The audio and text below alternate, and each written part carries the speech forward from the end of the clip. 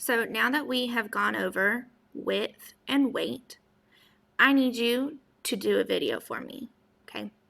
I need you to find two things in your house, okay? They can be anything, a stuffed animal, cubes, you can even talk about your brother and sister, okay?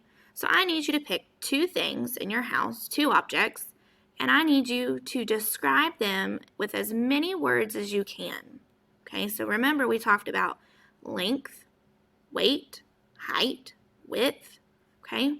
So I want you to use as many math terms as you can when you're talking about those objects.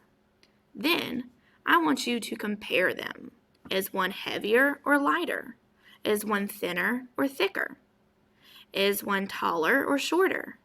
Okay, so pick two objects in your house and tell me all the things about them. And then I want you to compare those two objects.